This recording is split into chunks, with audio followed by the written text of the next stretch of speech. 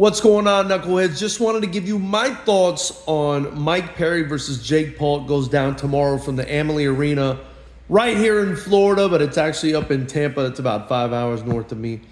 But listen, I wanted to give you guys my thoughts on this fight because, I think a lot of people are going to be tuning in to watch this fight. I definitely think it's geared, I obviously think it's geared towards the casuals, right? Because it's still Jake Paul, a boxer, quote unquote, still not fighting an actual boxer, right? Mike Perry is a former MMA fighter who found much more success, and I think he's finding a lot of popularity in bare knuckle, and I think Jake Paul is trying to capitalize on that, which I think is a smart business move, right? Because he's got boxing fans interested, he's got MMA fans interested, fighting and knocking out and beating all these MMA fighters. And now he's dipping his toes into the bare knuckle demographic, So Jake Paul is going to be getting attention. I don't know if he's winning fans, right? Because I don't really think he's likable like that. I think people really tune in for him to lose. But he is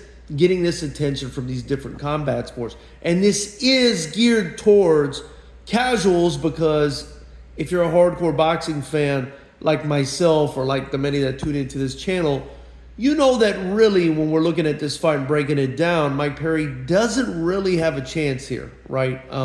He's not a boxer. It's 10 rounds, something he's not used to. He doesn't have the size. He doesn't have the technique.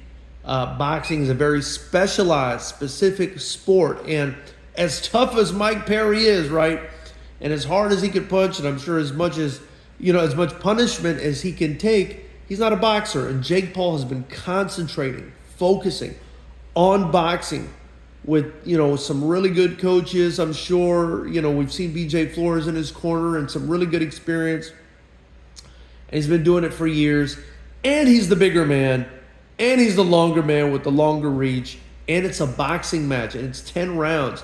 I think what's going to happen in this fight is Mike Perry's going to give a decent account of himself the first maybe 4 rounds. I would say maybe first 4 rounds.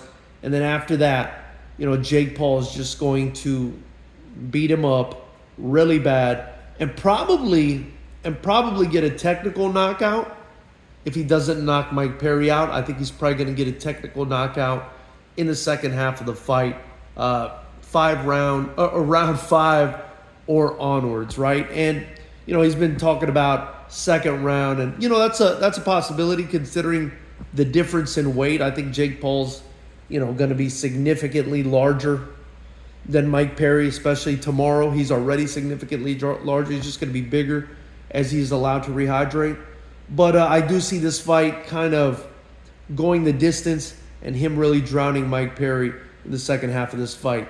So knuckleheads, let me know what you think in the comment section below. If you haven't already, get your tickets to Fighters Rep 25 and 26 coming at you September 7th and September 21st. September 7th in California at the beautiful Commerce Casino, September 21st in Pompano Beach. Also subscribe to the channel and join the channel to help me build. We're not only a channel that talks about fights, we're also a full-fledged kickboxing promotion. So help us build. I look forward to hearing what you guys have to say about this fight. I am going to watch it, but I'm not going to take it that seriously because I feel like I understand, but you should probably understand as well, that this is a showcase for Jake Paul and his boxing and his brand.